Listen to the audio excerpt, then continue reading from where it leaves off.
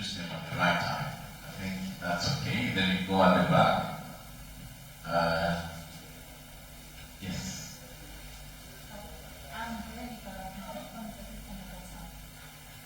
Thank you.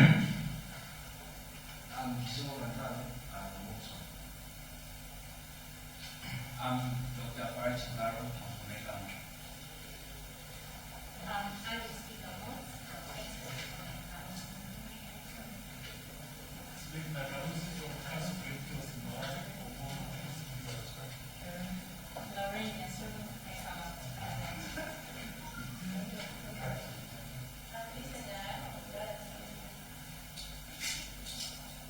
All right.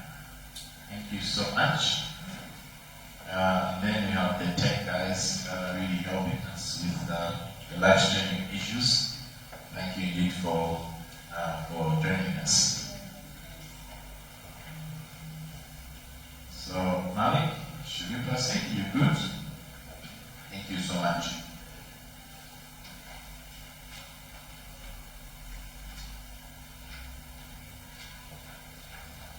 At this point in time, ladies and gentlemen, allow me to invite a representative of ECAMA, and this is none other than ECAMA President. This is Ms. Lorraine Mesulu, to give us opening remarks for this event today. You have the floor, Lorraine, please. Thank you.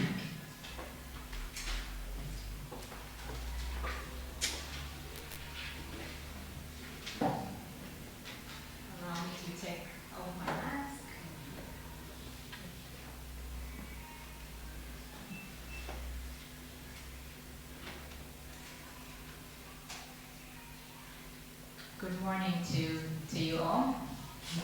On behalf of the Economics Association of Malawi, I would like to welcome you all, our participants, those of you that are here physically, and those that are participating virtually. I know we are live on our Facebook page, Times 360, but also on Zoom. Let me welcome you all to this debate. The discussion here is centered around transparency, financial resources in order to keep the economies going. In our case, we've received tremendous support from institutions such as the World Bank, IMF, and many others that cannot not all be mentioned here. But at the same time, we recognize that these resources were given to our government to benefit the ordinary Malawian, to ensure that the welfare of Malawians is maintained and improved in these times. We are here today as citizens and as people who are interested in the development of our country. And therefore, our intention is to dig deep into issues around accountability and transparency in utilizing these resources. You will all agree with me that transparency encourages public officers to act in the best interest of the public, but also accountability. It also promotes willingness to take responsibility for their actions. And therefore, we are here to look into these issues in as far as COVID-19 resource utilization has been in the past year. If we all look back, and if we look back in a few months that we've gone through, there's been a lot of talk around how these funds have been utilized in this country. Of late, we have seen public officers being taken to task. We have seen arrests happening because probably people did not discharge their duty in as far as transparency in using these resources has been. So our interest here is to bring out perspectives from different experts in as far as transparency and accountability in utilizing these resources is concerned. What has also been very encouraging is to see the president himself, holding the highest office in the land, taking a very hard stance in issues around abuse of these resources and public funds in general. As economists, matters of transparency and accountability are of huge interest because we know that transparency and accountability are critical to a functioning economy and the well-being of the population. So it is in this interest that we are holding this debate this morning. Before I take my seat, let me take the opportunity to appreciate our panelists, which have been drawn from different professionals. Thank you very much for responding positively to our invitation, and thank you very much for committing your time to be part of this discussion. We value your presence and contributions greatly. Let me also appreciate all our participants, both physical as well as on our virtual platforms, for also taking your time to be part of this function.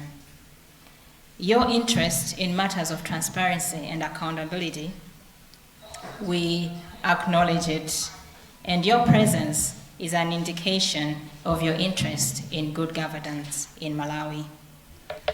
And let me also appreciate our partners, Oxfam and Integrity Platform, for the good working relationship that we have in as far as advancing issues around public financial management. With these few remarks, ladies and gentlemen, I wish you all fruitful discussions. And just as a point of reminder, as an association, we encourage open and candid discussions every time we meet. And therefore, I would want to encourage each one of you, both physical as well as on our virtual platforms, to be free to express our views, because this is important for us as an association, because it helps us to advance and lobby for issues from an informed point of view. And therefore, your contributions are greatly appreciated. Thank you very much, ladies and gentlemen. The meeting is declared officially opened. Thank you.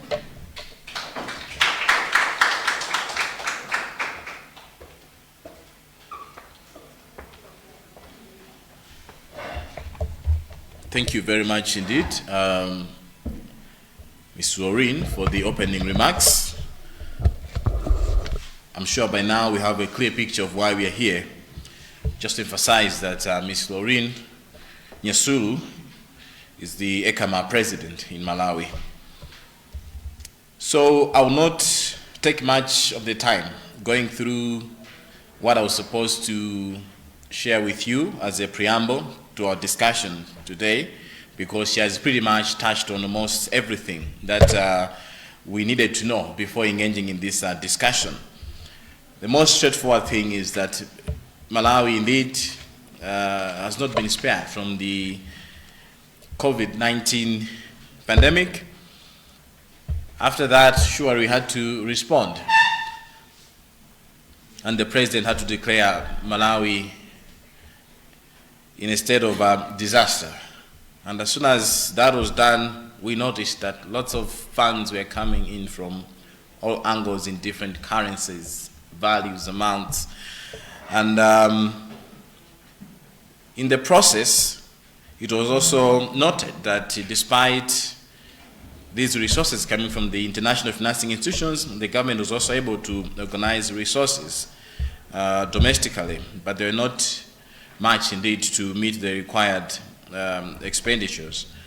So in this case, we want to see how best as a country we did in utilizing these resources that we are coming from these international financing institutions.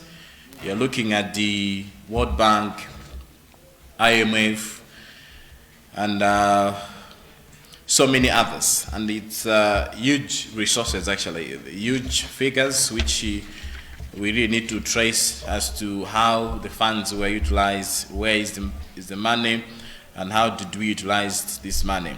So this whole debate is happening in the context of a project that's also being implemented by Oxfam to make sure that people are able to discuss key issues that matter, bordering on transparency and accountability, especially when it comes to utilization of funds that are provided for by international financing institutions.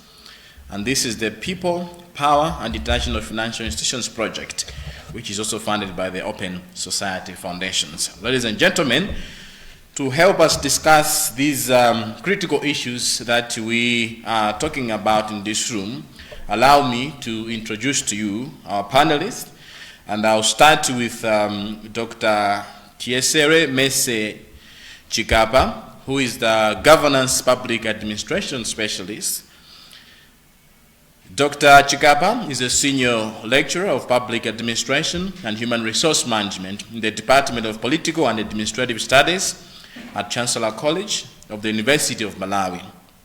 She has served as head of the Department of Political and Administrative Studies between 2011 and 2013. She also holds a PhD in Business and Management obtained in 2018 from the Alliance Manchester Business School of University of Manchester in the UK, and she has over 15 years experience acquired in different expertise, and to be specific, in gender and governance. And this has seen her carry out assignments in gendered governance commissioned by various organizations that she has been attached to. And we are glad that she's with us today to discuss this very important topic.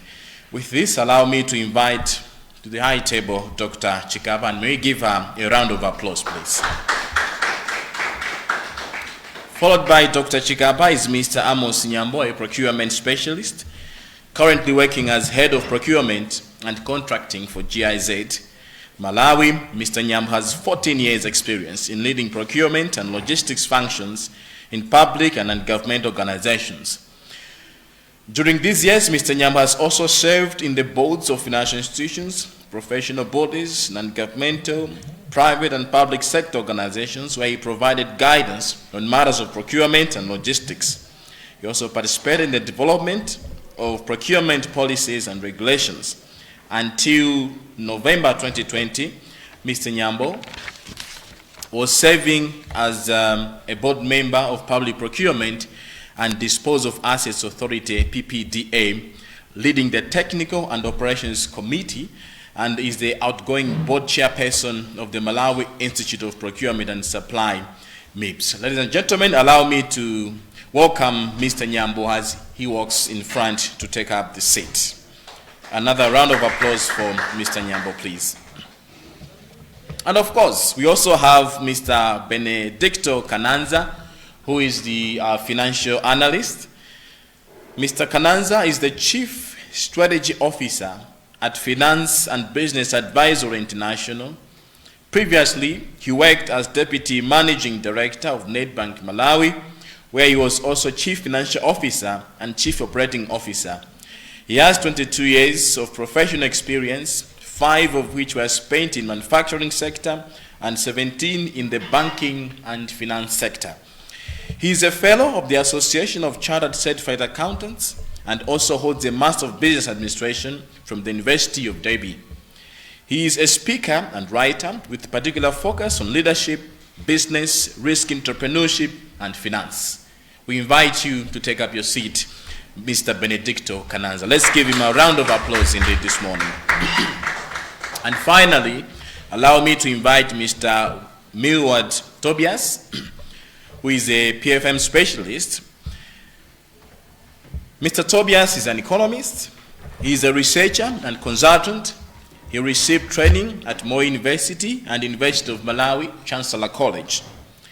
He has also participated in short courses, including a course in comparative regional integration, which he undertook at the University of Bonn in Germany, a course in field research jointly facilitated by Boston University of the United States of America, Moi University, and Great Lakes University of Kenya, and a course in leadership facilitated by the British Council, among several other courses.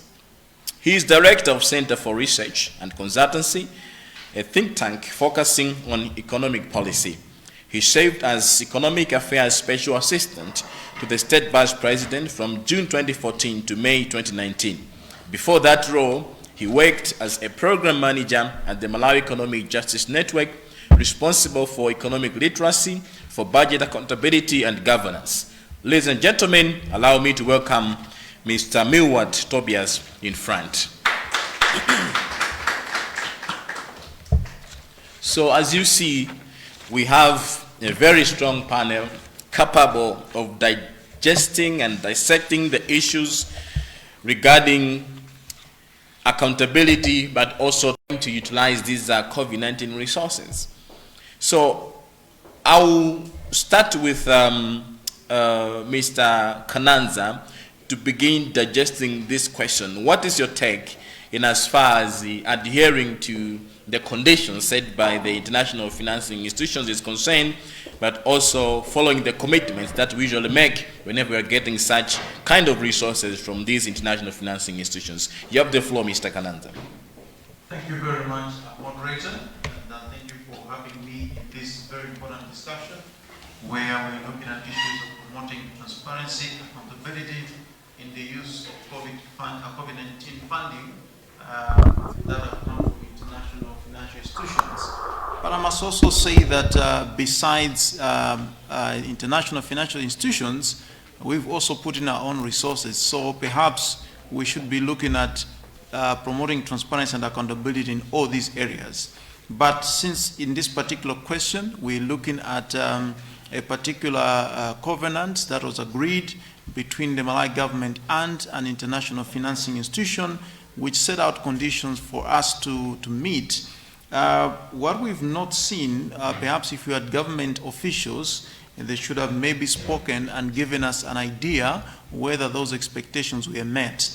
When I read through some of the requirements that were put across, were things like ensuring that, yes, when we get the money, from a financial management point of view, we should make sure that reporting is being done. We're supposed to be submitting interim financial statements at least every quarter, and there were supposed to be audits every quarter, and that by the end of the financial year, when we finish a financial year, within 6 months, there must be an annual audit, which is signed off either by the Auditor General, or we must have an external auditor who is recommended by the Office of the Auditor General to be able to do this.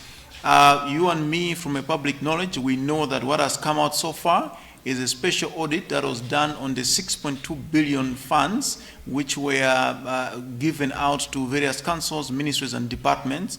But when you read the documents as to where the money came from, there was a $91 million that came as balance of payment support under the IMF program, which as we speak now, I don't know whether there's a report somewhere which we can read. So at this point, it will be difficult maybe to accuse or to blame because we've not seen that. But if it has not been done, it means we are falling short.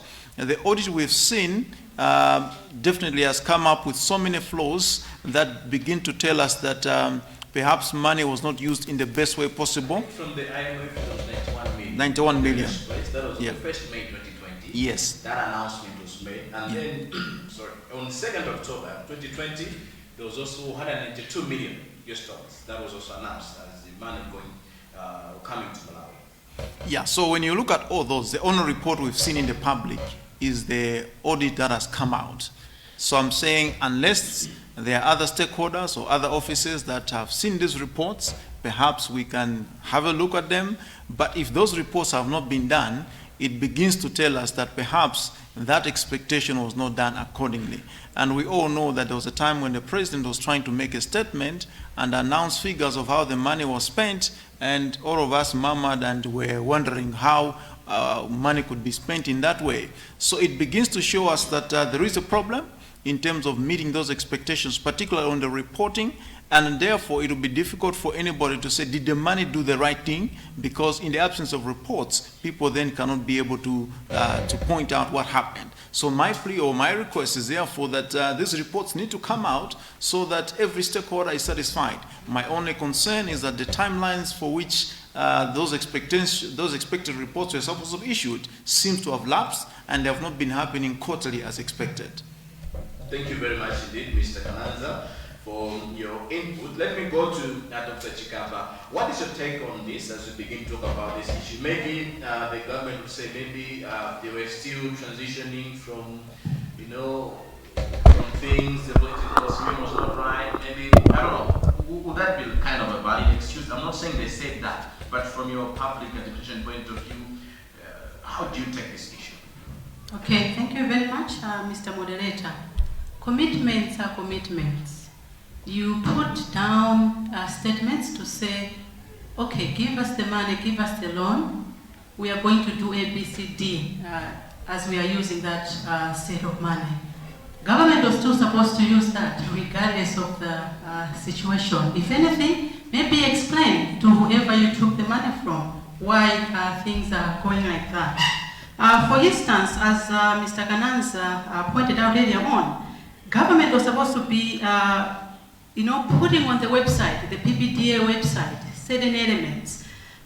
For instance, who is supposed to be awarded some contracts or who has been awarded contracts, the expenditures made, with information coming from all the MDAs. But my looking of the website this morning showed that only 7 MDAs managed to do that. So you have MEC, information is there, Central Medical Stores, Queen Elizabeth Central Hospital, Mwanza District Hospital, Ministry of Health, National AIDS Commission, College of Medicine. What about the other entities? So I don't think the situation within which we were, could actually make us fail to do the things that we had promised in the letter of intent that we had sent to IMF to say, please give us the loan. We are promising to do ABCD. Thank you. Thank you very much indeed, Dr. Chikapa, for your response as well. Let me come to Mr. Nyambo. What would be your take as a preamble on this issue? Do you think we tried to do what we're supposed to do? Thank you, the moderator. For the conditions which were set in the funding or in the funds which were provided were not conditions that just came from nowhere. They originated from the intent letter that was sent by the Malawi government, indicating that we are going to do A, B, C, D, E. So the donor or the provider of the funds only provided the funds after, or provided the conditions after reading the intent. And I was actually surprised when I read that letter, to seeing that government was promising that we are going to be publishing this, making the information available on the website, when in actual transactions that we actually carry out, you rarely find such information on our website. So I was actually surprised that government was promising that when in its day-to-day business it fails to do the same. So again, I also noted that there was a condition whereby the government was supposed to produce what the project implementation manual with all the guidelines. And this promise or this condition came out was supposed to come out within a month of after the effective date of the funding or of the funds. But I find that there isn't any that I've come across, the project implementation manual with all the guidelines. So taking from what my colleagues have said and what is on the ground and what is coming out in the reports, I would say perhaps we did not meet the conditions. Thank you. As a procurement specialist, the house is on fire. Okay, that's the common phrase that we hear, We need to get things done because we do not have ventilators, we do not have, the test kits, we need to provide maybe support to the frontline workers and all those things. Let's just bypass some of the things so that we get everything on the ground and then be able to save lives. Someone is dying there, we need to save that person. Maybe we can bypass these things for now and then normalize later. What's your take? Maybe that's the kind of approach that we might have. History will tell us that people have used crises as an opportunity to maybe abuse funds. For us, the COVID crisis isn't the first crisis that we've ever had. As government was making the promise of looking for the funds, it needed to have done a research on its own to say, do we really have the structures that can support in terms of dispersing the funds that are coming? I would say, as Malawi, we have the procedures, the procurement procedures as the Malawi government, but there's no laid down procedures to guide us during crisis.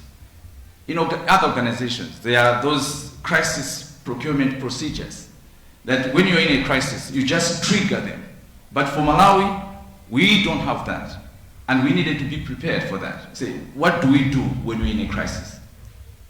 So to come back to say we were bypassing the procedures because maybe there was the house was on fire, it's just a lame excuse, because we need to be prepared. And all the institutions or all the procedures need to be followed regardless. Thank you. I'll come back to you a little later, but let me give a chance to Mr. Mibawa, Tobias, to give us his views on this issue of fire. Thank you, Matthews. Let me start from where Mr. Nyambo has ended. When government was writing the letter of intent, we were already in the crisis situation. So there would be no excuse to say we could not follow what is in the letter of intent because we were in a crisis and we had to do things in a hurry. That was to be foreseen in any way. Now, let me come to my contribution to this. I think it's difficult because my three colleagues have already exhausted probably everything. But just to say the IMF support was primarily to support the balance of payments, to meet the balance of payments needs. Now, that's in realization that COVID-19 made us start procuring things that probably would not have procured in a normal time. So we needed more forex. And also that the economy had slowed down, and that meant downscaling back home and also closure of economies where we export. That meant a shrink on our export profits. So the balance of payment support was actually to meet that gap. So probably from the balance of payment objective, it is difficult to really tell whether that was achieved or not. But now, the other objective, which is now a subject of discussion here, was how to use the funds and how to make sure that we are accountable and transparent. Now, whether there would be a report that government has decided not to release, but as long as that has not been available to the citizens, there's no transparency. So we can, say in certainty that we have not been transparent. Government has not been transparent. Because even if there is a report that was prepared and hidden, then transparency is absent. So that's my take for now. Thank you very much indeed for that, Mr. Mibawa. So it's quite clear that we have lots of issues hanging at this stage, especially regarding the question as to whether, as a country, we did manage to oblige to some of the conditions that were set by IMF and other international financing institutions. But it's also clear that at the moment the information is not available. It's hard to get information which may be available somewhere, or it is not available at all, and it's something that we really need to begin to follow up so that we cultivate the relevant answers that can enlighten all of us in this room, but also those that are following this discussion. Perhaps we also need to begin to check whether the resources that we got were used for the intended purpose. And secondly, let's also examine our MDAs, ministries and government departments. Do we think they are disaster ready in terms of having the appropriate regulations? If you look at our Financial Management Act, we have got the disaster law, which is mainly championed by the Department of Disaster Management Affairs. Do we think we are disaster ready in terms of our regulations and everything that we have? I'll start with you again, Mr. Kananza. Two issues: objectives of the spending. Do you think we managed to meet what we're supposed to do? And secondly, are we a disaster ready kind of nation when it comes to spending public resources? All right. Let me start with maybe the second question, to say, are we disaster ready, or when disaster is coming, are we prepared and things like that? So the nature of our laws is that when a disaster has been declared, it is the Department of Disaster, the famous word is DODMA, that is responsible for these things, and it's supposed to trigger various agencies of the government or whosoever stakeholders to be able to coordinate and be able to implement whatever interventions are required. I'll go to the audit that has just happened, and for me that audit has opened our eyes to say that as much as we've got that department, in terms of preparedness, that audit did expose quite a lot of weaknesses. Just things like coordination. You find that in some instances there was no coordination. One clear example that was given was between the Central Medical Stores and the Ministry of Health. It took so long just to agree on quantities, quality, and things like that, and yet people were needing these things. So a crisis of a pandemic in nature required us to be doing things with speed. So the audit did not just establish maybe abuse of funds and things like that, but it also raised these issues around just efficiency. When one ministry is supposed to act and then you pass the ball to the other department, the time it took to just execute some of those things, for me, tells us we are not very ready. As much as in the end we saw that interventions were happening, testing did happen, because when you look at what we're trying to do under these circumstances from the disease point of view was to make sure that we bring the infections down. And by and large, we've gotten there to see that the infections have now come down. But when you look at this IMF letter of intent and the other objectives which we were supposed to do, you begin to see that some of the things were not properly done. I think it goes back to the first question, where if there's no reports, is it because somebody has not just produced a report or the thing has not been done? So we need a lot of feedback in this particular regard for us to know whether that particular objective was met or not. But if we take the audit that has happened as anything to go by, maybe we achieved some, but we grossly missed on some objectives. We grossly missed on some objectives. Do you want to address on the objective one, the other question I asked? Yeah, which is now the objectives, because the objectives was that when we get the money, we need to use it for specific interventions. As my colleague already said, the IMF money primarily was for support of balance of payments, for importation of, let's say, PPEs and things like that. Now, if those things were not bought on time, you'll find that then we didn't meet that particular objective. Yes, the money came, maybe it helped us to have our exports covered. To some extent, yes. But when you read the audit report, as I was mentioning, you discover that there was a lot of money that was now being used on COVID-related expenditures, which was, for me, failing to meet up the objective. And if we cannot report, as I'm saying, we are now blank as to whether the rest of the objectives were being met. So my sense, as I said, is that we met some objectives, but some we missed grossly.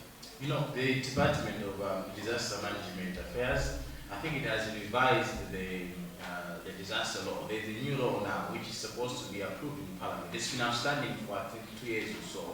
And one of the things which they are proposing in that set of legislation is that we should have a special fund that deals with disasters. Because what happens now is that we wait for a disaster to happen and then we call for the resources. But their thinking is that we need to have resources ready so that we can begin to react to a disaster when it occurs. It could be a health kind of disaster or climate-related disaster. I'm not too sure if that can really cover the gap that we have at the moment, or there is so much more that we need to do in as far as maybe revising the existing regulations is concerned. It's just a follow-up to you, Mr. Gananza, before I give another person the floor. I want to answer that question in line with what are called sovereign funds or reserve funds, because when you look at a disaster, think of an individual. When you've got risks, like in a motor vehicle, you could be involved in an accident, a house can burn, and all those. So you need to get an insurance, for example, to protect you for that day. In the case of a country, we should know that by now there's a lot of environmental risks, climate risks, and so on and so forth. And to your point, what happens is that when the risk arrives now, that's when we're now looking for funds, we're raising all these alarms for people to assist us. So it now begs the question, do we have the capacity to, it's a very good intention, but when you're running with a budget that is 2.3 trillion and your revenues are only 1.2 trillion, you're running a deficit of 800 billion, and the question is, where are you going to find now money to just keep idle to be waiting for a disaster? So this is now a question that goes to the authorities that do planning and allocate resources because, for example, in the COVID, we saw that government committed about, was it $2.4 billion, 2 billion kwacha, to go towards this intervention, but there will be many other disasters that are coming. And the question is, do we have capacity to be able to do it? I like that law. It's a very good intention, and best risk management practices demand that you prepare for the rainy day. Our own challenge is that, do we have the resources? Maybe we should be looking at other means of trying to raise this money.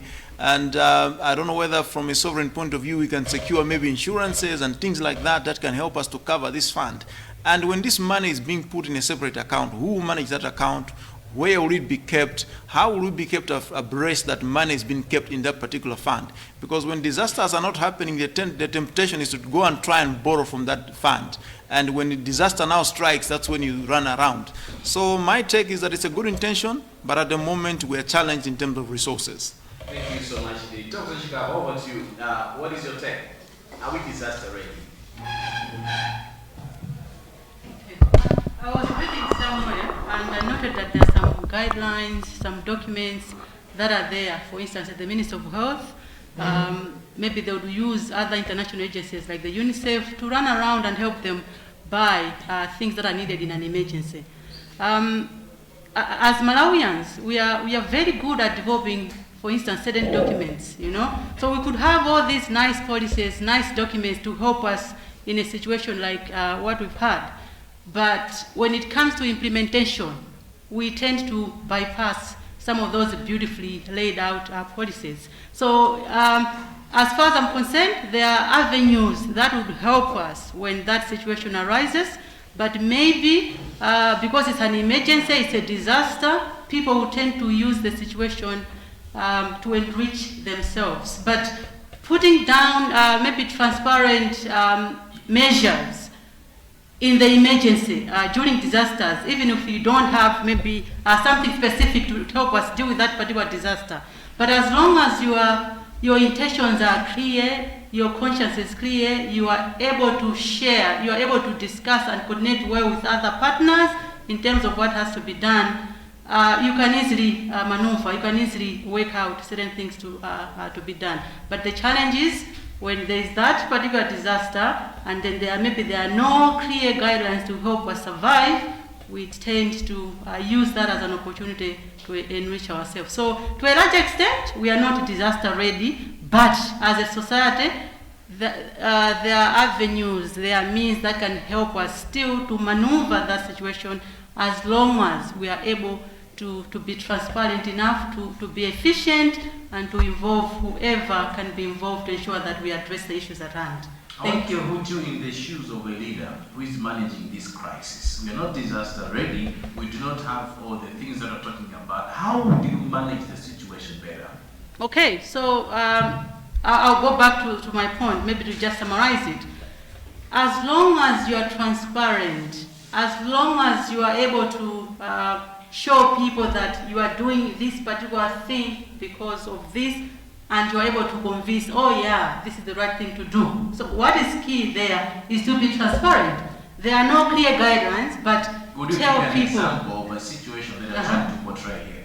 Okay, so let's look at a situation where all of a sudden you need to borrow money, 100,000 when you sort the initial hand, but there are no guidelines to help you determine that. Call certain people to the table, ask them, or tell them this is a situation at hand, we need to address this.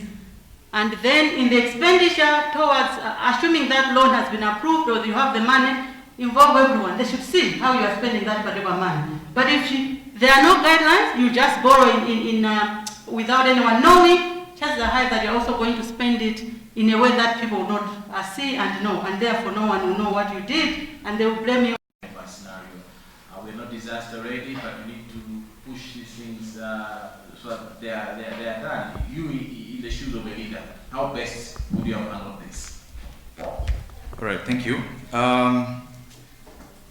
The first thing that should have been done was when I was reading at the conditions laid down by the ones providing the funds, I looked at the guidelines that were supposed to be followed in the procurement process. And now, when government, for example, gets funding or gets some funds from a donor, the donor rules actually apply in most cases. Now, in this situation, I'm not aware whether the government or the MDAs were aware on whose guidelines were supposed to be used, whether government guidelines or donor guidelines. A case in point is here whereby I saw a letter from the Public Procurement and Disposal of Assets Authority urging all MDAs that all COVID funds expenditures should be, or all COVID funds procurement should be done using open procurement processes. But within the government laws, there are even thresholds that one, you can use an LFQ, or another one you can use open tendering, depending on the funds available. So in this case, whose laws were being used? Where the MDAs are ready? So that's why I'm saying that are we disaster ready? If a leader in this situation whereby we have this crisis, I would say we should learn from the previous crises, how we manage them, and be ready or be able to prepare and be approved. If it's not, you don't get a feedback, then you can even push on that. But in other departments, find that there are no clear days. So it doesn't even give comfort to the procuring MDA to say, when I send this for approval, how long is it going to take? And you are in a situation of a crisis. How do you expect that maybe people are dying, right? In the, like, for example, the situation that we had in January and February, people are dying, and now someone hears that this thing is on someone's desk, and they want to send it to maybe PPDA for 10 days approval, and another way you don't know even when it's going to be back. There is a temptation for the maybe MDAs to maybe bypass. But as a nation, we need to learn from this and come up with the proper necessary procedures, and perhaps provide some visibility to say how long is it going to take when you send something for approval. Thanks. Thank you very much indeed, Mr. Nyambo, for those kind of inputs. Then I'll go to Mr. Mibawa Tobias. How can we do better to make sure we are disaster ready? First is to say we have had a Department of Disaster Management Affairs, but probably the magnitude of disaster that they have managed could not be compared to the COVID-19 pandemic. We are not ready, at least for a magnitude of a disaster like COVID-19. And another evidence that we are not ready is the revelation that local councils were given funds without any plan, and that to me is so strange, because you fund a plan. Now, how do you go and assess whether funds have been used for intended purpose or not? Because in the first place, you didn't have a plan that gives you benchmark to assess whether money has been used exactly for what was planned for or not. So we are not disaster ready. But let me also say that COVID-19, unlike other disasters we have had like floods or droughts, COVID-19 broke out in December 2019. That's the first time we heard about COVID-19. Right, yeah. And you know, by January 2020, February, we knew that this is a global pandemic. Actually, for a country like Malawi, which first recorded a COVID-19 case around March, if not April, we had all the time to prepare. We would not have been taken as an emergency as other countries. But you agree with me that the only difference that makes strategy of organization X different from Y is actually the people that deliver it.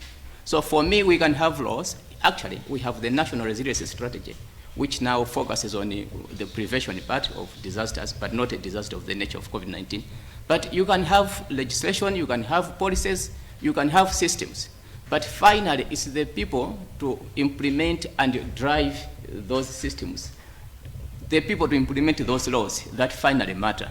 So for me, I think we have not, as a nation, we haven't done much on the software part, the human resource part. How do we get a human resource that is up to task?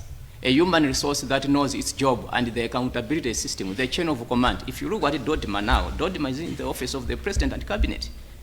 The Commissioner for Dodima has direct access to the sector, to the President and Cabinet. What could be in charge in such kind of a scenario? What would be your proposal?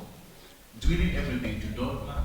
Or do we, because it's hinging on Ministry of Health, should we let the Ministry of Health take the leading role, or it should be finance because they are the ones receiving the resources? The coordinator in this disaster management was, and actually is DODMA. And because also COVID-19 is multi-sectoral, so taking it to Ministry of Health would be, I think, narrowing the scope. So DODMA, in my view, was the right entity. And DODMA is perfectly placed because it has the executive power being under the office, in the office of the President and Cabinet. So I think in terms of structure, I don't think I would ask for more than what we have. For me, it's the people driving it. Do the people really, do we take a disaster as a crisis to manage or as an opportunity for easy money and then easy allowances? So you think so the issue of motive, has to be discussed. Is an advantage or a disadvantage? It is an advantage. These issues. It is an advantage for an organization that is cross-cutting. You either place it in the office of the president or the office of the vice president. Elsewhere, it would be in the office of the prime minister. But you place it where there's executive power, and they can pull the other clusters with that vertical, authority.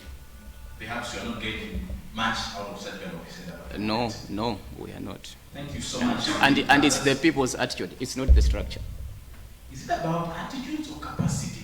You just touched on the very important issue. Matthews, if there are highly trained people in Malawi, there are those in government. If you secure a job today in government, and you have maybe undergraduate degree, you are assured that you will be sent for master's degree. And if there are people who have gone to the best universities in the world, it's actually people in government. People go to Australia, UK, US, Japan, the best universities in the world. So I don't think it's capacity. It is because the chain of command, the system doesn't inculcate or cultivate accountability. So I can do my better behavior and I go away with it. And if you look at the structure, everything is, for me, we couldn't be discussing this thing. It's actually close to perfect. But the people in authority don't want to exercise their mandate sufficiently. And that's why you will now have cases like what we have here. So capacity, I would doubt. People have gone to the best schools in government. Thank you very much indeed, Mr. Tobias.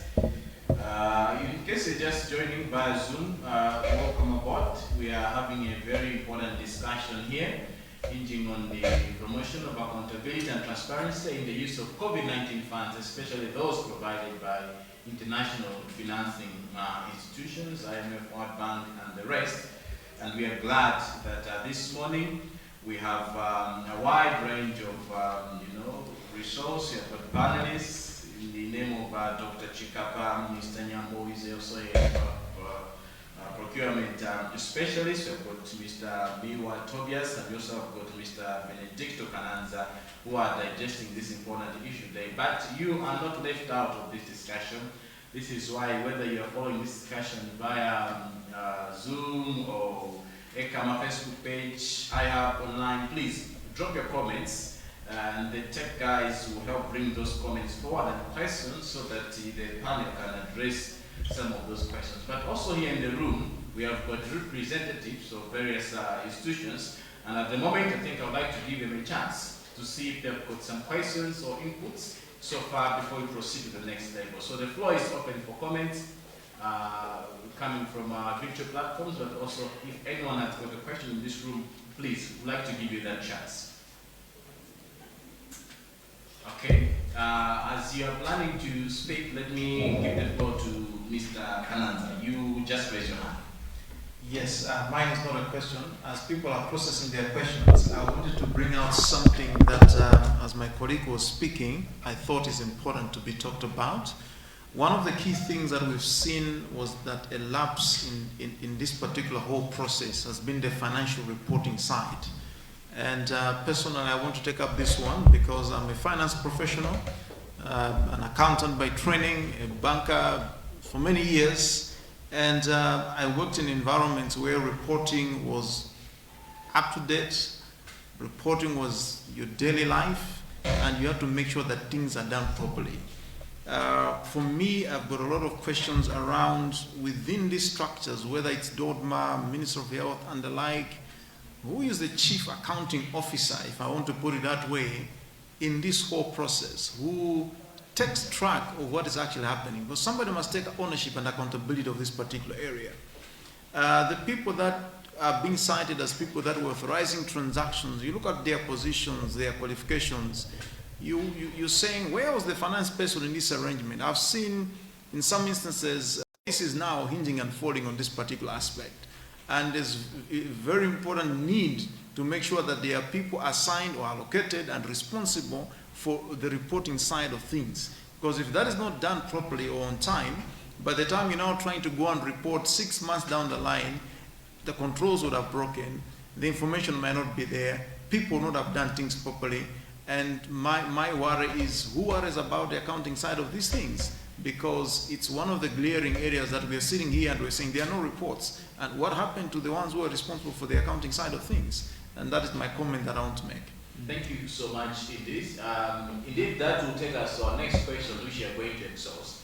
And that's regarding the role of our controlling officers, the role of our internal auditors, and all those people that are present in there. And I think the accountants are just one of the people that we're going to discuss in this room today. But let me give the floor to Lorraine. You just raised your hand. We'd like to hear from you. Okay. Actually, you just pointed out to the issue that I wanted to add on to what Ben was talking. Thank you very much. I actually just wanted to add to your comment because my issue is where is the auditor in all this? Because all MDAs, they have internal auditors. But each time, issues are not unearthed by the internal auditors. Issues only come out when you have the national audit or other external auditors coming in. What are these people really doing in these MDAs? Are they adding value in this setup? Because certainly they were put for a purpose, but we don't see much value addition in having them in these institutions because no issue comes out because of the work that they're supposed to do in these institutions. And of course, the issue of controlling officers, because what is clearly coming out in the discussion is that there were flaws in the planning. There were flaws in the coordination. So if plans were not made on how these resources were being used, or if at all plans were made at some level of what the resources were supposed to be spent on, were these plans really scrutinized to see if the resources are going to do the right thing? So the role of controlling officers here, I think it also becomes very critical. Thank you very much. Thank you very much, Maureen. Let me know if you have got comments on our visual platforms. I would like to read them out because I want to make sure that all those that are following online are also pretty much involved in this discussion. Is there anyone with a question in the room? Please raise your hand and I'll give you the floor. If you have got any interjection, question, comment, yes, please, you have the floor. You introduce yourself. Sure, no worries. We are live, time 360. I have online, but also I have a Facebook page. Promoting accountability and transparency in the use of COVID-19 funds provided by international financing institutions, a discussion courtesy of Oxfam, and of course, Economic Association of Malawi, ECAMA. May I give you the floor, sir? Thank you. I'm Chris Pearce, the Economic Advisor for the UK's Foreign, Commonwealth and Development Office. Thanks very much for organising this. It's a really important topic. We were disappointed that unfortunately some of the sort of quite light touch rapid credit facility transparency criteria weren't met, which we've discussed, especially with a planned IMF extended credit facility, which means all the more for that extended credit facility, we're going to require significant reassurance that these funds are going to be used appropriately, through publishing beneficial owners, through, audits within individual MDAs and across the piece, etc. We were also a bit concerned about fungibility of other resources, so we haven't touched so much on it, but the World Bank's CAT CAT DDO, potential World Bank DPO, maybe in the longer term programs from the AFDB, EU, etc. I'd be interested in the panel's views, having been here a lot longer than I have, on what they see as key priorities to bring that trust. For example, is it particular PFM reforms? The government seems to be now escalating the IFMIS rollout, which is important but not a panacea. Is it, things around commitment controls, cash management, etc.? We and the fund acknowledge that these are crucial, but I'd just be interested in your views both on particular reforms and then also the government's understanding and recognition of the importance of transparency and accountability with these future funds, because frankly, after getting some funds out fairly quickly with the rapid credit facilities and the CAT DDO, which we viewed as important, future IFI funds are going to come with more conditions attached, and therefore, the government will have to work to show they're used appropriately, or those funds will just be withdrawn. So just interested in your views on both the technical reforms and the government's acknowledgement of the importance of accountability and transparency. Thank you. All right, thank you very much indeed. Quite interesting feedback. Yes, there's an issue of, I think it's part of the way forward in terms of how do we address these issues. I think we will discuss that, and I'd like to just review that issue now, which is also quite good. So thanks for all of you that are leaving your comments in the chat box, but also all those platforms that you're following this discussion from. I think we'll get back to you and read all your comments and attend to your questions. But now allow me to start with Dr. Chakwera. First of all, on the issue of the role of controlling officers, but also we have these internal auditors, accountants, like Mr. Kananza said. What should be their role in this kind of setup? Did they do their best? Have they been doing their best? Do we need to redesign the setup of all this? Okay, thank you very much. These controlling officers have clear job descriptions in terms of what they are supposed to do. Unfortunately, I think is it a disease? The moment a very good, well-trained person joins, let me say, the civil service, there's something in there that changes everyone. No one is willing to work according to their job description. What would be your citation on that? So this goes back to issues of ethics, Mr. Moderator. All right. I've heard, a lot of people suggesting the need of introducing ethics as a course, as a subject at all levels of education in Malawi. We've had ethics courses being there in the universities. Some are newly introduced during our curriculum review sessions, but maybe we need to do more in terms of what we are doing at primary and secondary school level. We want to have someone that knows that I'm in charge of other people's maybe resources. I should be scared of using those particular resources in a way that is not relevant. So the controlling officers, as Mr. Milward said earlier on, well trained, but there's a certain culture that we need to address in the civil service that makes it difficult for people to do their work. So ethics come in place there. I would also comment with respect to the reviews in terms of the salary structure that is promoting the allowance syndrome in the civil service.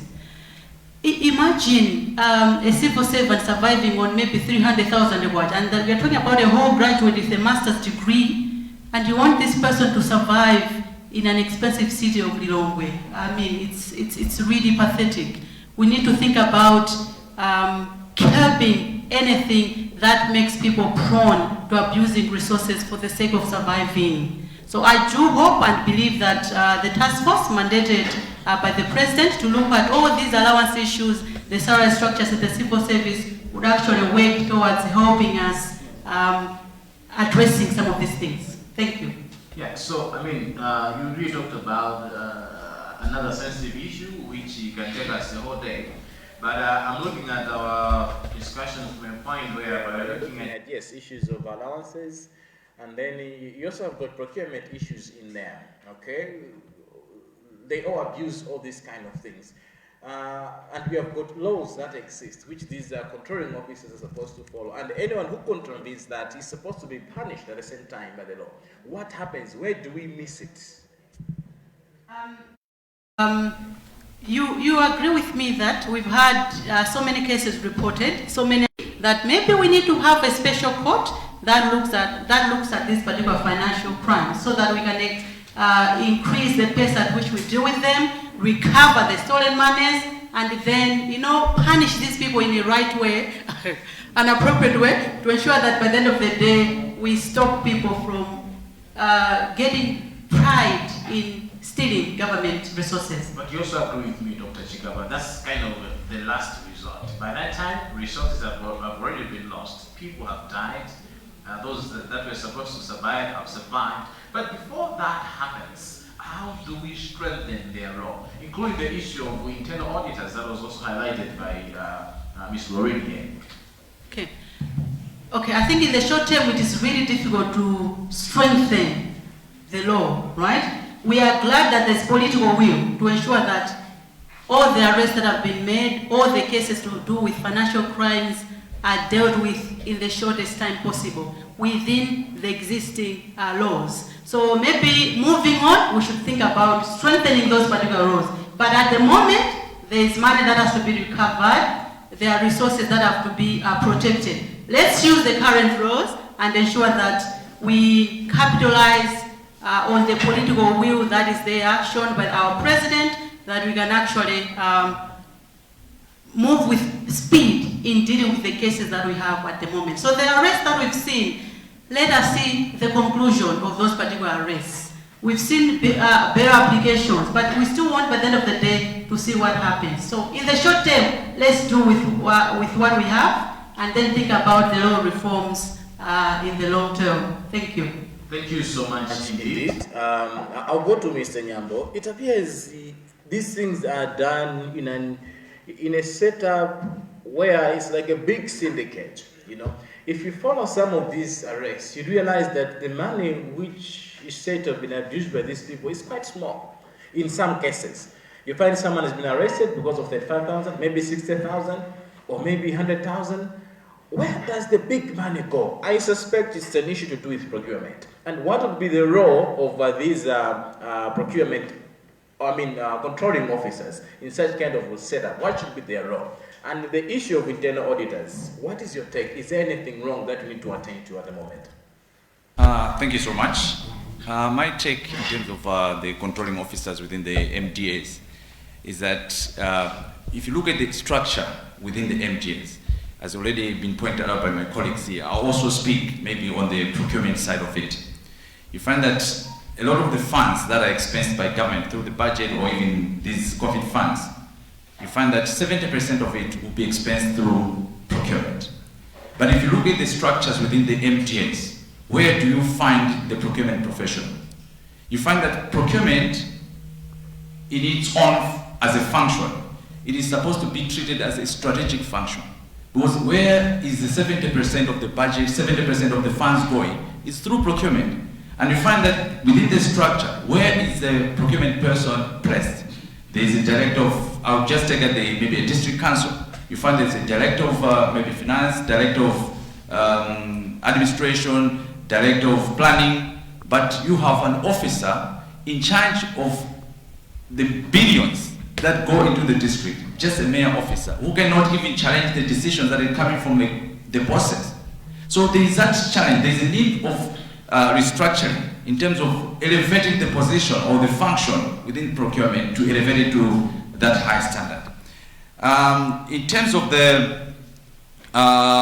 the profession itself, even the procurement professionals, there are these laws that are there. There's the MIPS Act, which provides that those people that are undertaking procurement function should be registered. And the Act even provides for disbarring those procurement professionals that have been involved in fraudulent activities, right? But you find that we see that in some government offices or FTAs, there are people that are not even qualified to be procurement people. They are there doing procurement. And there's no issues of ethics, right? So within the internal auditors in place, and you still realize you're leaving the PPDA in place. And Someone concludes to say, I think the introduction of, for example, the PPDA or even involvement of ACB, it's simply kind of a way of formalizing fraud. You know, they have not really brought that expected impact which everyone was anticipating. It appears nothing is changing despite having these oversight institutions. Do you think there's something more that we can do to make sure that we are able to protect and track some of these funds that are provided by different organizations, including international financial institutions? Yes, sure. It's like a validation process. You've got fraud being validated by these big institutions that we expect them to do better. Yes, our only test of the fraud or a fraudulent procedure is when it does not meet the set out rules. If it meets that, then we say that's fine. If it doesn't meet that, that's when you can say it's fraud, okay? So in the event whereby a procurement process, for example, has started from the MTA, it's gone to SCP, it is gone to whether PPTA, when it's finalized, the auditor or the external party or third party will only come and look at the processes. Did they follow the guidelines? But if someone else has another view, it cannot be substantiated because maybe the paperwork is there. So maybe I would say that the first test is that, okay, if you have the processes, are the processes followed? So our only test can only be based on that and not necessarily maybe speculation. Because, for example, the procurement process, if you want to suspect it, you can always suspect that there's always fraudulent activities. But if the only test that you can do to prove that, if the procurement process has flouted the laid down procedures, that's the only way we can prove that it is a fraud or there was corruption involved. Interesting. I wish we could have advanced the discussion, but for now, I'll choose to give the floor to Mr. Mibawa. Tobias, how do you address this issue? The role of controlling officers, internal auditors, and all these people that are supposed to provide checks and balances when we are procuring things or approving some of the activities at a department or ministry level? Thank you. Let me say that one of the effective ways to inculcate ethics is by punishing unethical behavior. It is until you put a risk that people now start complying with ethical behavior. And where there's no risk, I'm telling you, you can teach people, you can tell people, you can speak anything. You can even use the Bible to preach to them. It will not change. You have to make abuse of public resources too risky, extremely risky. And that's how we achieve ethics. So I want to believe what the head of state has started is now setting the tone, that it's no longer business as usual, where people would mismanage funds and would give us false reports, grant some media interviews telling us nothing has been stolen, everything is intact, when it's not actually the correct version, and they walk away with it. So we have to punish unethical behavior, and that's how we are going to achieve ethics. Yes. Now, punish after detecting yes, and realizing and certifying and ascertain that I think indeed something wrong might have happened. And the process. I'm getting there. Yes. I'm getting there. Yes. Yeah. Let me also submit that when there's an audit report and it reveals that there was fraud, ultimately it's the Ministry of Finance that takes the blame. The controlling officer function is a treasury delegated function. You see this in the budget document, so against a vote, and they will say vote, say 190 for agriculture, controlling officer, principal secretary. It means apart from the administrative and technical functions of this person, she or he has also the stewardship function on public finance. And now, in every unit that holds a budget, there's the accounts section. And there's a head of that accounts section. And that accounts section perfectly falls under the Accountant General's office. So, and then let me also say that every year, government ministries, department departments and agencies sign organizational performance agreements with OPC to say we are going to deliver the following. And now we have seen even ministers signing performance agreements with the president. I would expect for a country like Malawi, where audit reports have always revealed massive plunder, one of the key performance indicators to be reducing these revelations. And that's how you would then have a Minister of Finance telling the president that I'm going to reduce the audit queries that have been observed in the past. And how I do that, I'm going to charge my accountant general to work with his heads of accounts departments to make sure that we forget about these things. It may not completely go away. To be serious, if we were to say, Mr. or Madam Accountant General, be on top of the job, we can't be celebrating that we have billions of money revealed that was abused, time and again. It's the job of the Accountant General's office. But that's what is not happening. That's what is not happening. And that's the point I said. For me, it's not about the structure. It's actually people. People are not doing their job as their mandate requires. You can't be an Accountant General. Minister of Finance disperses money and you think that's the end of your job. It's actually your role to make sure the money is used for intended purpose. And the accounts offices are squarely under the office of the Accountant General. Mr. Kananza, you've been quiet for some time, reflecting, meditating, and now I think it's your time to talk to us. You have the floor. I think I overran you, Mr. Moderator, but with this question, please remind me your name, sir. Chris. Yeah. So Chris asked very interesting questions, and I want we as Malawians to begin to look at this. And it should not always come from outside, but also from internal. Sure. He has raised the issue that how are you going to regain trust? Because so far you've been given money, and it does shows from what has transpired so far that the money has not been used appropriately. And the big picture is that, yes, at macro level, government of Malawi agreed with these international financing institutions, conditions, and we said yes, yes. But at the micro level, which is in MDAs and various offices, things are falling through the cracks. So we should be aware that next time we go to ask for these resources, the people will say no because we can't trust you. Secondly, if they have to give us the money, the conditions will be very, very difficult, maybe even hard to meet. Now, we should think of what happened in January, for example, when we had the second wave, the way people were dying daily, and you open your social media pages, it was almost like an obituary page, because in a day you could lose 4 or 5 good people that you know.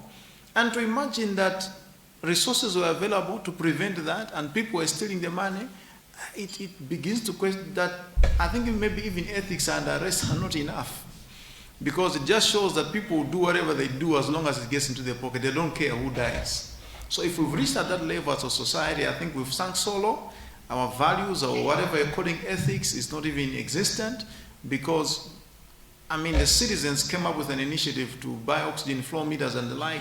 The amount of money that was used was around 200 million, but we could see what it was able to do, and those people were able to give us reports of what they've done, and everybody was satisfied. There's transparency here. What is failing us as a nation when we get all these tons of money to do this? So maybe I'll take a little bit of time so that I can just explain what is required and what we need to do going forward. Because what I'm saying is, when you look at the role of the governance systems that are put in place, when these governance systems are hijacked by people and there's fraud, just know that that governance system will not even work at all. Because from the controlling officer, you have seen that people are authorizing illegitimate expenditures, fraudulent expenditures, and sometimes rigging with suppliers just to defraud the system. So I don't know whether it's going to be an issue of reform. For me, it's about doing the right thing. So if you look at controlling officers, they failed us. Accounting officers, I don't know whether they were part of the deal. We could not see their influence. We need to see professionals influencing. He's talked about procurement professionals. Some of them were just taking orders instead of standing up. The whole subject around risk management. What is our risk management practices in our institutions? Because if we wait for the auditor, unfortunately, you know what happens? you lose water and you're now telling someone to go and retrieve the water that has been lost. And in our local vernacular, we say, "Madzaga rega saoleka," literally meaning that once you lose water, it's very difficult to retrieve it back. Auditors only come at the end to certify or to give assurance if people did the right things.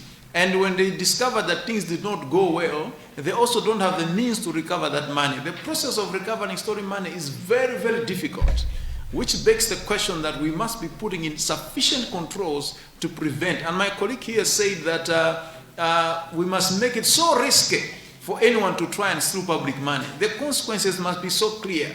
And to your point, what we see is that those that are arrested are people that have stolen 60,000, 100, but billions are being stolen. Where are these billion stealers of these billions?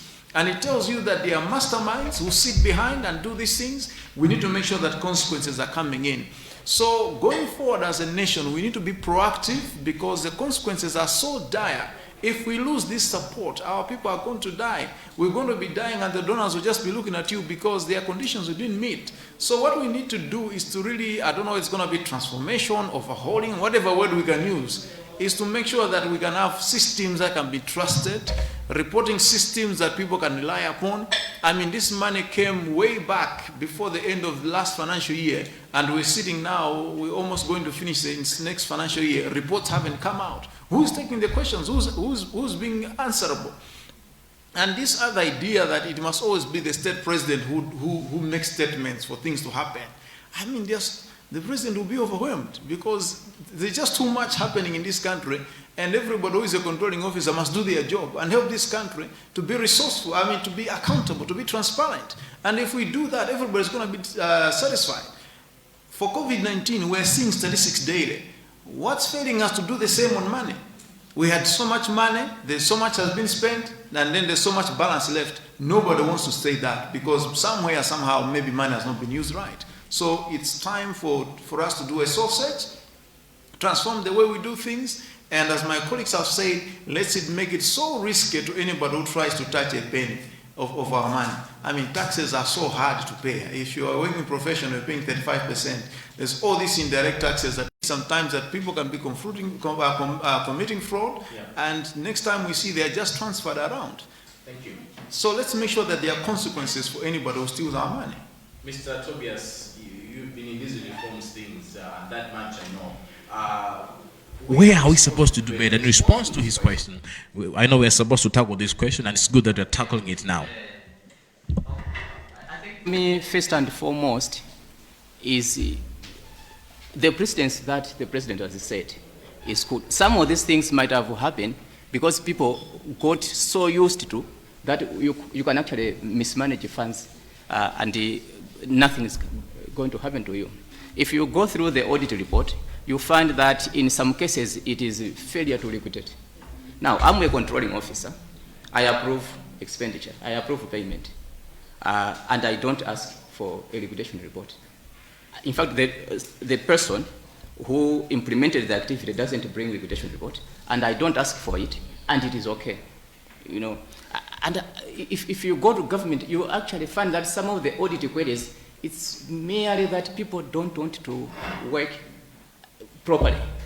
There's too much laxity, because how do you manage that? There's a revelation in the audit report that certain officers shared money, but there's a chief accountant. You go through the audit report, you find that in that office there's a chief accountant, and you can't have a chief accountant who is trained below a degree level.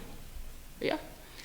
Now, how as he has started gets the job right, all these will actually get rise to the occasion. Command is there, but it's dysfunctional. The system there, but it practically doesn't exist. So, because the allowance are given to everybody, someone is going to reforms in response to his question. All right, thank you so much. In response to his question, my first comment would be on the guidelines or the conditions that you set as a donor community. If you look at how the letter of intent was developed, government of Malawi set out the conditions that you were supposed to meet, and you only interpreted that. I'm sure for the next ones, you should be able to ask, was it only a language that you wanted to hear as a donor? Perhaps government put it as a language that you wanted to hear, and then you responded to that, and here we are not following our own conditions that we actually set. Another thing that needs to be considered is, from experience with the use of donor funds, even in different projects, is also the lack of dialogue between the conditions that come with the donor money and the environment that is in Malawi. Sometimes the conditions that you're bringing, or the donor community brings, are not in compliant, or they are not compatible with the local setting.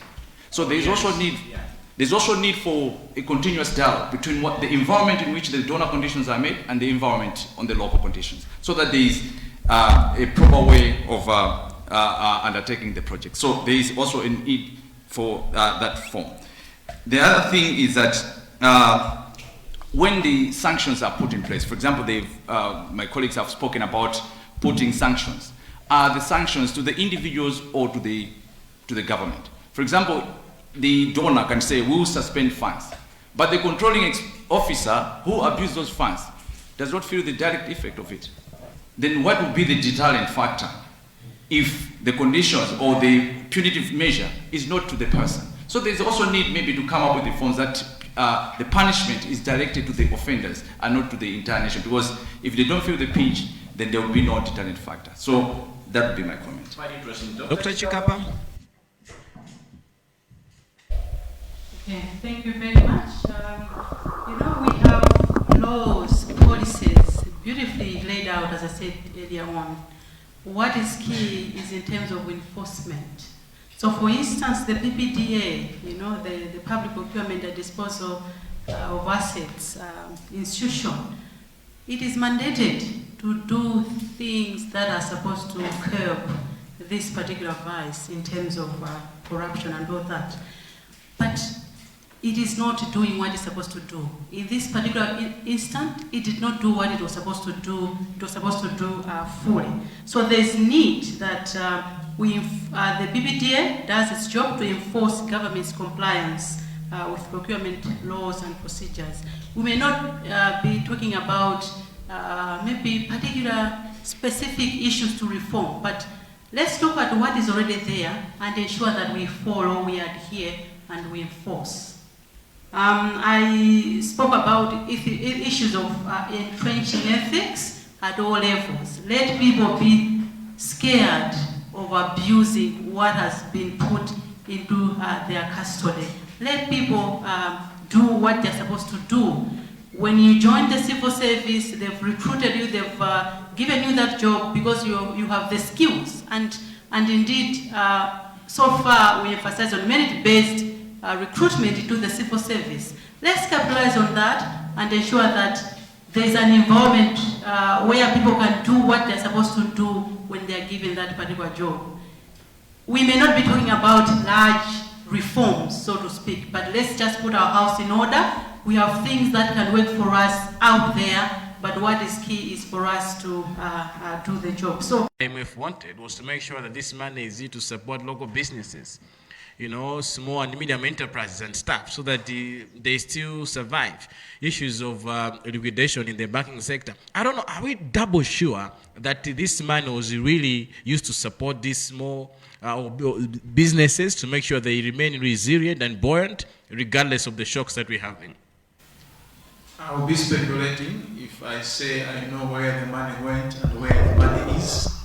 That would be highly speculative until somebody submits reports. I think throughout this meeting, it has been clear that we're not arguing or speaking from a position of knowledge where we go to reports. But in my other life, I interact with a lot of entrepreneurs. And talking to them, one of the things that you see that is entrepreneurs are struggling, businesses are folding up, people don't know where to go next, people have been, some of them have had to lay off their employees and so on and so forth. So if this money was meant to help entrepreneurs and small businesses to access funding or to be supported, then the feedback that we're seeing from the entrepreneurs themselves doesn't seem to point to the fact that they were supported, if I may want to call that word. So at this point, it will be highly speculative to say whether that objective was met or not. And my conclusion would be to say, but coming from the entrepreneurs, they don't seem to feel that they have been supported. Okay, so who got the money? We don't know. Big question mark. Mr. Nyambo. No, I was still, on the who got the money, I think is be speculative. But I wanted to comment on the MSMEs. You look at the IMF condition to say we want these funds to benefit at least the MSMEs. And at the same time, they're saying we want all procurement processes to be open tendered. From experience, the open tendering requires maybe the use of a lot of documentation, which most of MSMEs, they don't have the capacity to develop such. As a result, it is still be those big guys, right, that are going to participate in that open tendering. So that's why I'll come back to the point that there is a need for the dialogue to assess the local environment before you actually come up with the conditions. Thank you. Thank you so much. We understand there are people online who would like to ask questions. Let me see who is ready so that we give you a chance. You may just switch on your microphone and then introduce yourself, then ask your question or indeed give us your comment.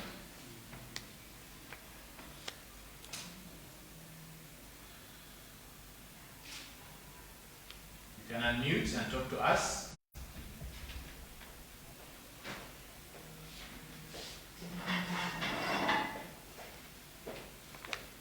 Do you have someone speaking? Talk to us.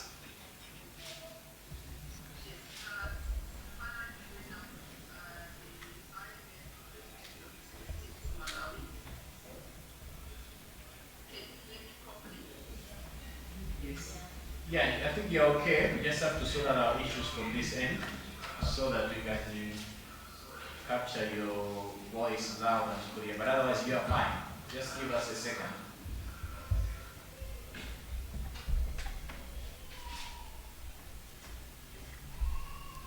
Yeah, please go ahead, madam.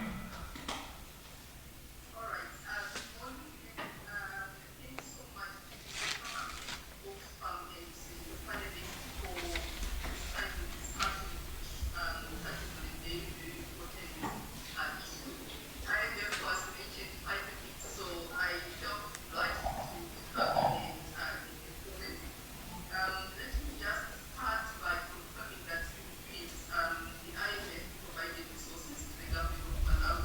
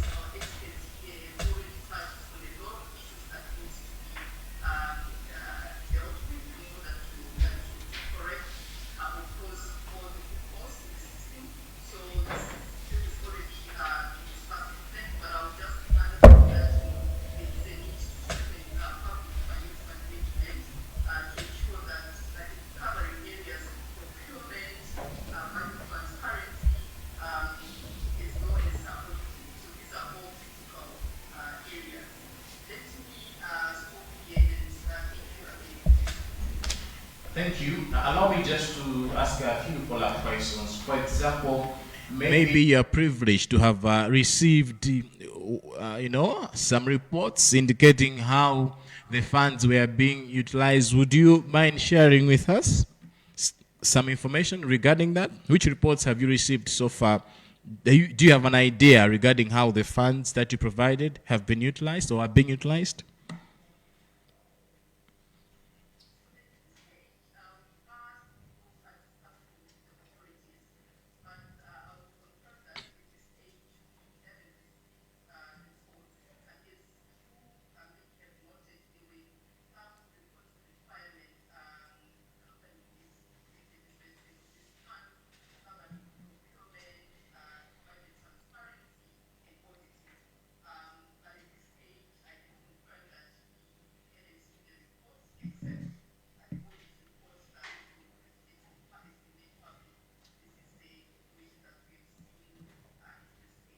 Were you supposed to receive some reports at a certain stage?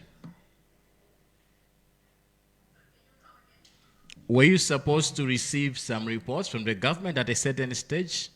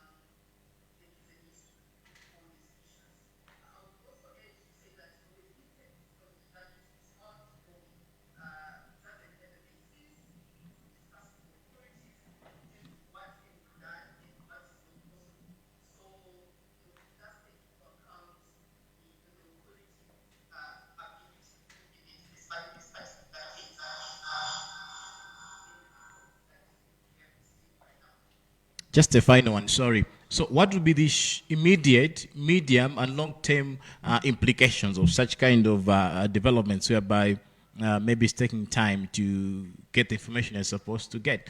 I'm sure there are lots of things happening, and I think that information is also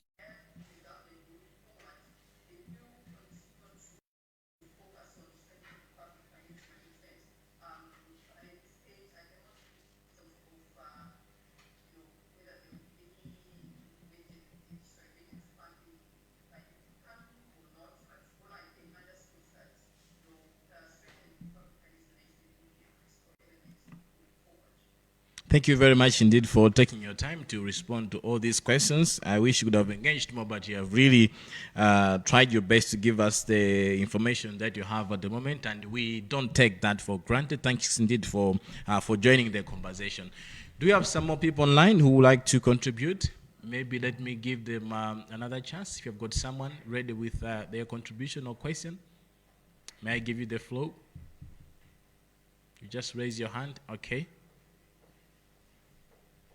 Is there anyone ready to talk to us? You can just unmute your microphone. Introduce yourself and then ask your question or comment.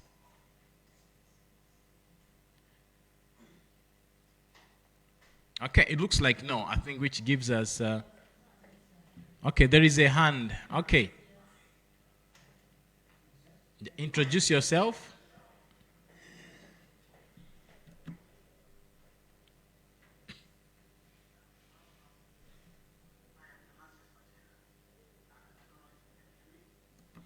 Sure, proceed. We'll sort it out from this end. Just raise your voice a little bit.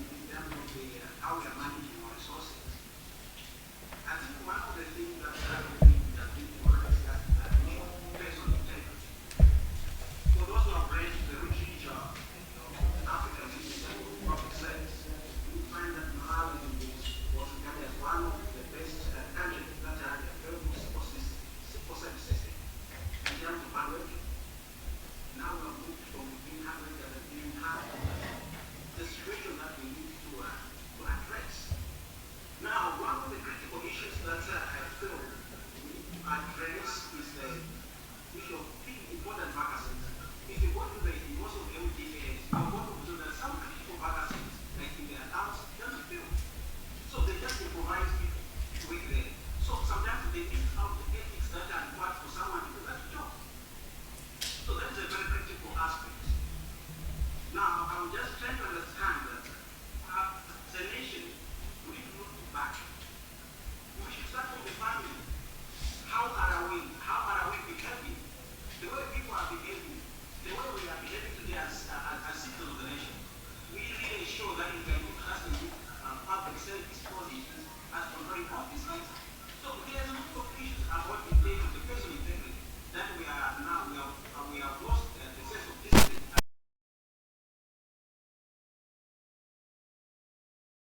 Indeed, for your... Okay, thank you so much indeed. Let me just read a few comments that were dropped by some of our colleagues participating via online. Grace Stewart. I think that one should be in place. Regarding the deliberate delays in implementing this, yes, there's been delays. We've seen the issue of IFMIS. It's not something that is new.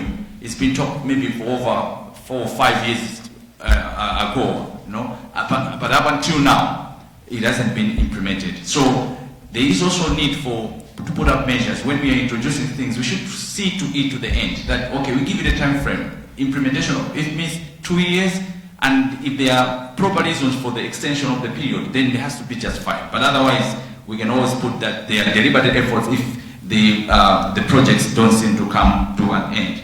The other bit that Mr. Ogo raises on the post-procurement audit. Sure. Yes, I think at the moment, the social or someone who did maybe social science or social work can do an audit. You can also have people in procurement do procurement audits. So I think the whole composition of the procurement audit teams or audit teams that go to undertake audits in the MTAs has to be a composition of teams from different fields, be it procurement, be it other fields, not only from the accounting aspect. Thank you. Thank you very much. Thank you very much indeed for your comments. Looks very interesting. Not too sure if Dr. Chikapa, you'd like to say something on this.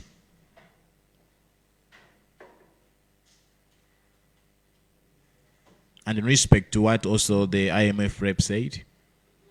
Okay, maybe not really directed to what Mr. Nyambo said, because he has ably handled those concerns. But then there was an issue of vacancy rate, high vacancy rate, and the fact that by the end of the day we end up incorporating people that don't have the right ethics associated with a particular job, which is very true.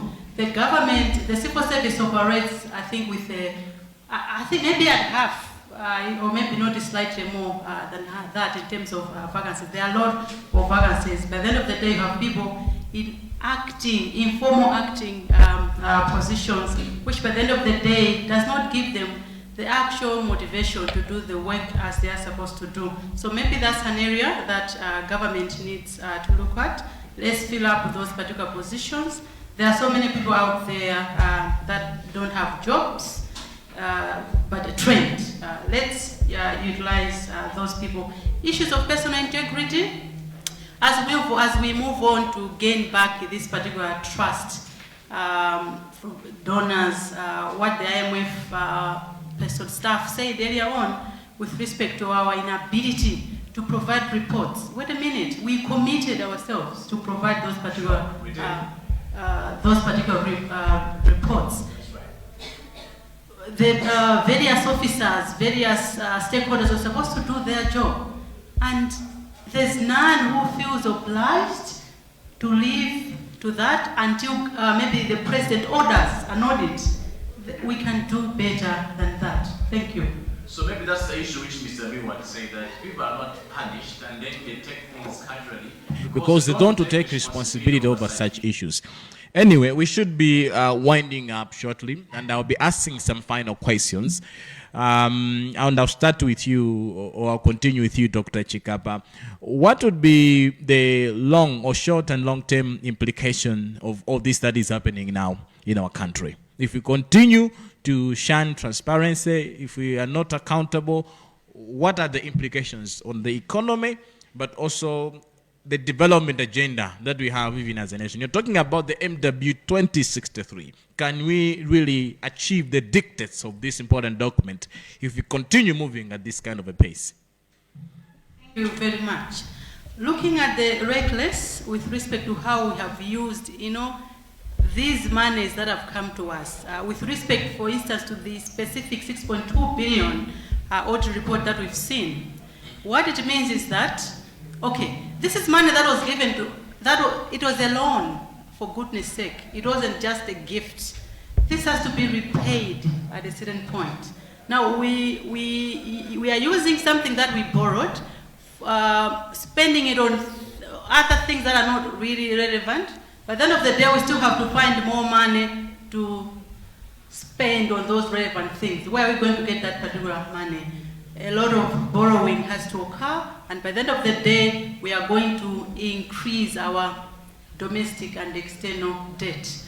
We don't want to continue drilling that hole in terms of debt. So I think one major implication is that we are going to widen, broaden that particular domestic and foreign debt, and that's a bad situation to be in as a country. Thank you. All right. Thank you very much indeed. We move to Mr. Nyambo. Or maybe before you come in, you were just speaking recently. I will go straight to Mr. Miwad Tobias. Implications of the current happenings. Dr. Chikapa has already covered on the economic implications. I would just add, and it's something that already came out in the discussion, that if we continue the practice of zero accountability and transparency, first is now it becomes a culture. And when it becomes a culture, it becomes very difficult to redeem it. So we become a society that is completely unaccountable and not transparent, and that's actually a recipe for chaos. So let us change this, and the change probably has now started with this recent report and the consequences that are being done now. And as my colleague said earlier, we hope we will see this to finality. Mr. Miwa, you keep on talking about the change. But you recall that this report has come about after, so many people have complained. So many people have really raised concerns. And you're talking about only 6.2 billion kwacha, which is quite little if you compare to a huge amount of resources that we got, especially from these international financing institutions. Much has not been accounted for. We don't know where these resources were channeled to. Maybe they were channeled to the right things or not, but so much is still a mystery at this stage. Yeah, you are right, Matthews. In fact, what you have said is the other positive that I've noted, the growing citizen vigilance. If there was no citizen vigilance, probably even the audit report would not have been commissioned. So we need to increase, this to keep on this citizen vigilance, and if we can keep the momentum, we'll have those entrusted with leadership on their, on their toes, and they will have no choice but to deliver. So let's keep on the citizen vigilance. The other part that I would like to say that if we don't change the current practice of not being accountable and transparent, then we lose trust. And we shouldn't really primarily worry about trust of dominant partners, but trust among ourselves, the public trust. Once public trust is eroded, it doesn't matter what else you do good. And we need to change this. We need to have strong systems, accountable systems, not because we are fearing donors will move away, but because we believe that's the right for the country. If we do that, we'll be good to ourselves and we'll be good to development partners. In terms of maybe the current, financing models that we have, do you have got any suggestions which financing models would really help us, manage things rightly, and then see to it that the resources that we receive from all these well-wishers or, institutions like IMF, World Bank are really put to good use? Some of them are loans, some of them are grants. It has to be made clear, of course, yeah. In the context of COVID, we have seen that when a project is managed as a project, or when funds are managed as a project, so you set up a PIU, a project implementation unit, the delivery is far better than when the funds are channeled through the budget, direct budget. But for COVID-19, I don't think it was to be workable to approach it from a PIU perspective. Because COVID-19 is an emergency, number one. Number two, it's cross-cutting. So, and then you would have ended up having so many PIUs. And also that some of the things were just for immediate need. So I think the direct funding was the appropriate. What we need is to fix the system. Outside COVID-19, then probably we can be recommending certain funding modalities. Thank you, indeed. And I'll bother you with one more question, which Dr. Chikapa raised, I think, at the beginning of our discussion, and that's to do with the cash of allowances. You cannot avoid that one. And you might see that in the reports that we are reading, you know, lots of funds were also abused through that kind of system. How best can we deal with this? Is it an issue of people getting, like, low salaries, or it's an issue of integrity, ethics? How best do we deal with this? Are people not supposed to receive allowances, or how do you address this matter? I know it's a long issue, but you try to compress it. Civil service has always paid low salary, but we have had a time when civil service was at its best. Even with that low salary, there wasn't allowance culture. So much as the low salary may trigger somebody to either inflate days, I will be in Nkhani for 10 days, and you see all these people. So, but there isn't an allowance culture, you know, because the system doesn't allow for that. So here, the allowance culture is, yes, contributed by the low salary, but it's also contributed by a system that has allowed for it. We have to address both. Thank you very much indeed. Mr. Kanaza? Without belaboring the point and duplicating what my colleagues have said, we should just be aware that the consequences of the status quo are dire. And if you look at what Madame from IMF was saying, is it Madame Guenamo? Excuse me if I don't pronounce the name correctly, to say that one of the expectations was simple reporting. Now, if we said we didn't see the reports, the provider of the funding did not see reports, that should be worrisome for everyone. And so going forward, we need to take drastic measures to make sure that the conditions for which we're giving the money are met. A, for continued support from our partners, but also for our own selves. Because you and me know that currently we're sitting on a debt stock of 5 trillion, which has got potential to be growing by at least 800 billion every year. And if we lose this support, our debt position will just get worse. I think we owe it to ourselves to make sure that we do the right things. As Malawi, we must not be a habitat of fraudsters. It must become a place where a fraudster must not hide. But so far, we've seen that a culture of hiding, concealing, and not wanting to expose corrupt practices is continuing. But the consequences are that as a country, we continue to be looked away from these supporting partners. But even the resources that we generate internally, they need to be accounted for properly. So my take is that all colleagues that are in the finance profession, in government and elsewhere, can we just please do our job? Let's report, let's provide, let's be accountable, and let's demonstrate to the world that we can be people that can be trusted. Thank you. Do you think what is happening now may put Malawi in an awkward position, maybe to an extent of, we're not trying to predict doom, but these are realities that we have to talk about. You know, maybe some partners, you know, withholding their funds, which to provide this country, which comes in different forms, supporting different things. Would they be warranted to do that? For example, with IMF, we always talk about the extended credit facility and all those things. Would that have an impact to such kind of things? It's so glaring in our face, and that risk is right in our face. And that is why we need to do something about it, because these are people that are watching us. I know sometimes we complain that they give us exonerous conditions, but some of them are reasonable. Do your report, do your audits, and let's see. And these people are willing to support us more. But if we don't, definitely, to your point, if they withdraw their support, I mean, because what we should also bear in mind is that the resources that they help us with are not just money that are sitting in the pocket of that authorizing officer, this IFI. These are resources that also go to boards and they go to taxpayers of other countries to beg, to say there's Malawi that needs assistance. Last time we gave them money and these are the things they were supposed to do. Meanwhile, they haven't done, but we need more money to go and assist them. They'll say, wait a minute, those people I don't think are serious. So we must also sit in the shoes of the other side to say if we don't do our part of the game, how do we expect the others to do their part?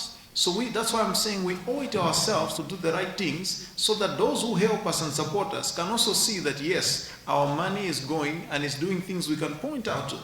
Because this is like almost a year down the line, we have not gone back to report and say, for the money you gave us, this is what we've done. There also been a very misuse of the funds, and you find that the beneficiaries of such schemes are usually the same people.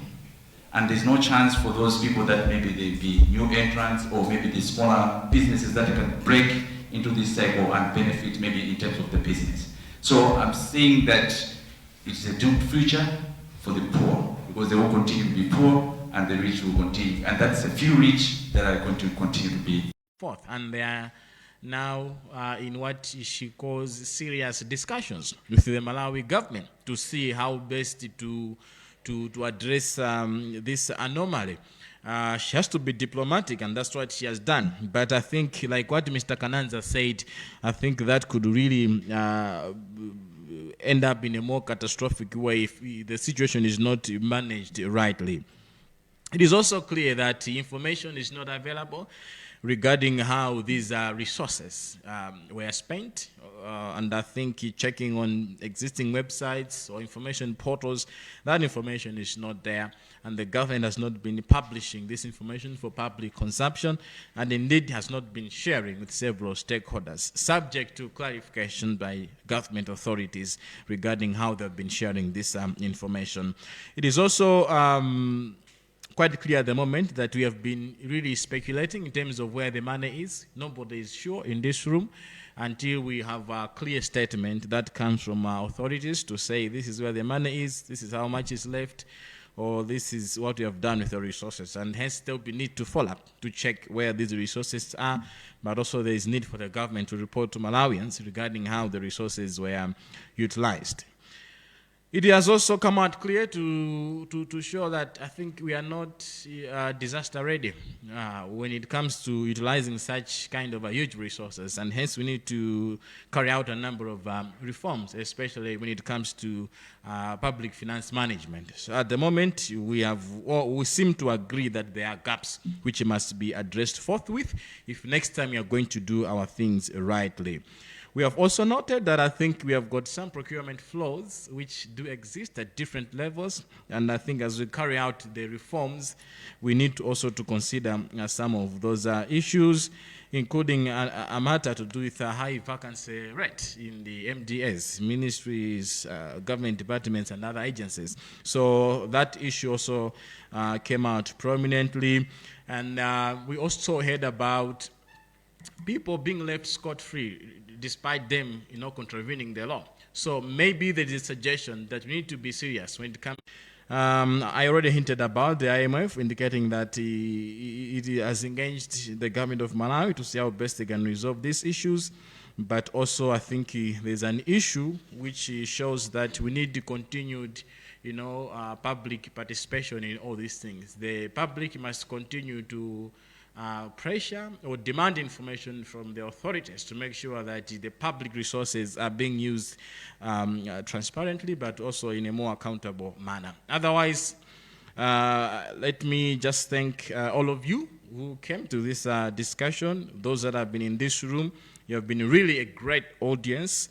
Thank you for your participation, and thanks for those questions and comments. If there are any comments that we did not address or will not give you an opportunity to speak, closing remarks. Thank you very much indeed. Our panelists, you may resume your seats. Thank you.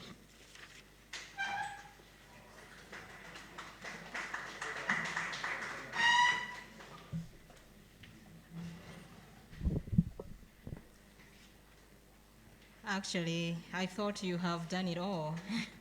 You have captured everything very well. And honestly, what would I say in the closing remarks? But anyway, for me, the main thing is just to appreciate everyone for participating in this event. We've had a very, very packed discussion this morning. We've heard some brilliant points coming out, a lot of insights that were also shared by our experts and also the participants. We certainly do not take those for granted. One thing maybe that I'll just point out at this point in time is that what has come out very clear is that it seems that there is some political will to promote accountability and transparency from the government. And when we have political will, it is always the right time to move and push things because we are assured that we'll get the right feedback on these matters. So we appreciate government for the hard stance they are taking in trying to make sure that these issues are resolved. But what has also come out very clear is that people would want to see a conclusion for a long way in trying to address this vice. But there's also an interesting point that came out on the issue of ethics, that it's important that ethics are inculcated in our way of life. Children need to be taught about ethics from the time that they are young up until they grow up. So ethics need to be incorporated in our education system from primary school all the way if we are to achieve any meaningful results. I would like to share something that I read somewhere, that crisis, when written in Chinese, it's composed of two characters, and that is danger and opportunity. So when we are in crisis, we need to decide which one we are going to be as a people, which direction we are going to take. Are we going to let ourselves dive deep into the problems that we have, or we're going to take that as an opportunity and change things for the good of this country? And one element, a good element of crisis management is that it's not necessarily an issue of good versus bad, but it's preventing the already bad situation from getting worse. So I think it's important as a people that we always remember to reflect on some of these things when we find ourselves in these circumstances. With these few remarks, I would like to appreciate our panelists once again, and the participants, both here physically present and on our virtual platforms, but also our moderator. He's done a brilliant job moderating this session. Let us give ourselves a round of applause. Thank you very much. As he already indicated, lunch is served. Thank you. Thank you very much indeed, ICAMA President Lauren Yasulu. We close with a word of prayer, since we also began with a prayer. So, Katie, you want to do that?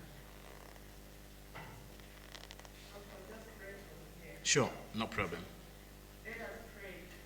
Heavenly Father, we just want to thank you for being with us throughout the meeting. Thank you for the successful discussion. Thank you for the fruitful discussion. Father, we pray, Heavenly Father, for the great human job of the event, whatever we have been done here. We also pray, Heavenly Father, for the fruit which you are going to partake. We pray that you bless it and sanctify it for the glory of your name. In Jesus' precious name we pray. Bon appétit, karibu. Ziko mwambe, tsikula bwe.